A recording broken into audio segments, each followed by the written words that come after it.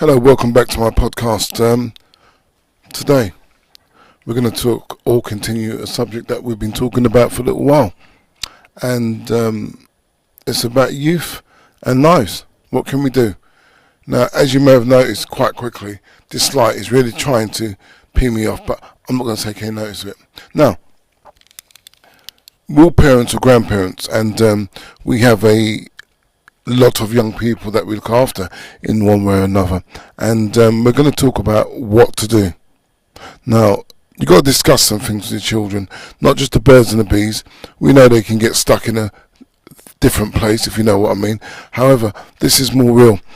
Kids every day have a fear of going to school, coming back from school, and have a fear in school. Now, this doesn't give them the confidence that they need, or the self-esteem. They need something else to help them. Now, some useful things you can discuss with your youngster is about joining a gang. Talk to him about it. Talk to him what gangsters do. Talk to him what they're missing in their lives and blah blah blah, and what they've got and what the other kids haven't got. Talk to them about real things, real values. Now, also, I think one of the vital talks you've got to talk to them is what should you do for your own safety.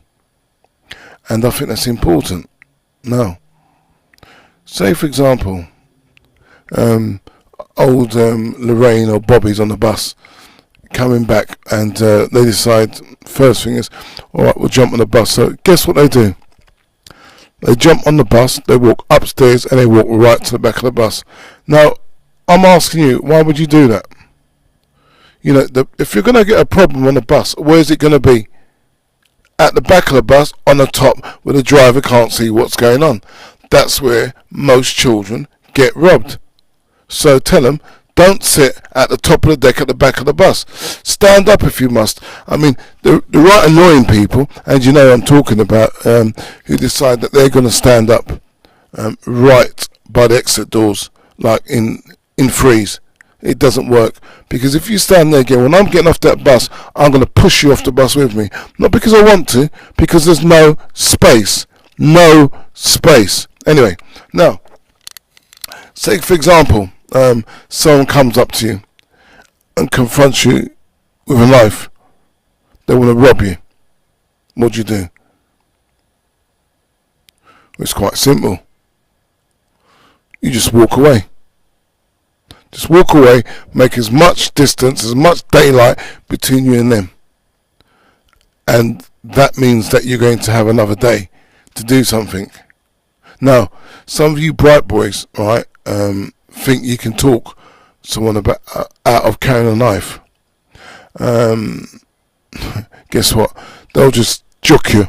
You know what I'm saying? Yeah, you want shank? Have a bit of shank.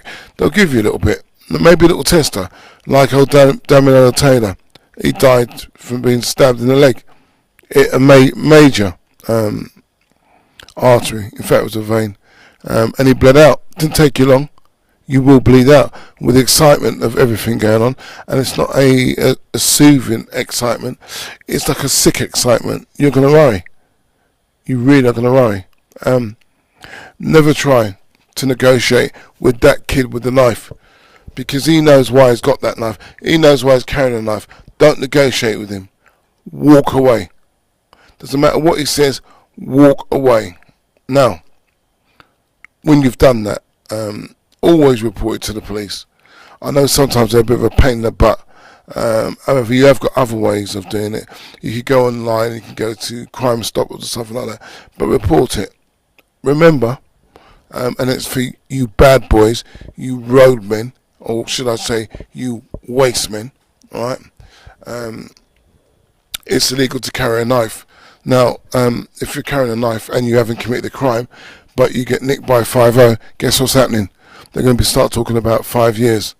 So the best thing is, don't do it. It's really not worth it. You've got to see something better than that. Now, if your child, your little Tommy, dare I use Tommy, or Charlie, even worse, two worse words, Tommy or Charlie. Listen, if your little child's been bullied at school, I think you should do something about it. Because you know what he's going to do? He's going to walk into that kitchen, he's going to pick up a knife, and you're going to see that there's a knife's missing. And why is that knife missing? That knife is missing because little Tommy or Charlie is scared shitless. He needs to be able to do something to defend himself. Now, what do we say to children about defending themselves? We don't really tell them anything. We're adults and we're meant to know what is right and what's wrong. But a lot of the time we don't. We need to do something else, right? And if it's bullying, report it. You know, if it doesn't work, and sometimes it doesn't work, some schools got parent groups. Go to groups and say to them, my son, my daughter is being bullied and I need some help. I need something done about it. Now, you will get the excuse, we'll do something about it in a few days, but a few days isn't good enough. And I'll tell you how extreme it gets, right? In my bag, I've got something which I took off a little kid, right? Now, you're going to think this is a bit ridiculous, but I took it off him nonetheless, right? And this kid has been walking around for a period of a couple of months with this. Have a look at this.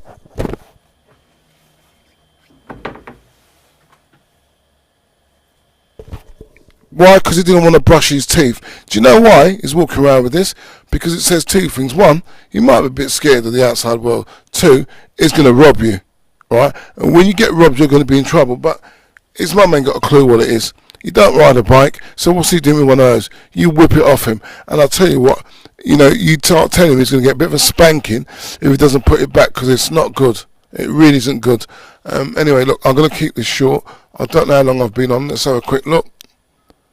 Yeah, I've gone over my 5 minutes. Anyway, look at this. You've seen this, alright? You alright, miss? Come on. You've seen this. Now, what I want you to do, from the last one, it was this that I bought. I've got to speak to miss because she's going to annoy me otherwise. And you know how it goes. Anyway, listen, remember, don't phone me anymore. Email me. Bye.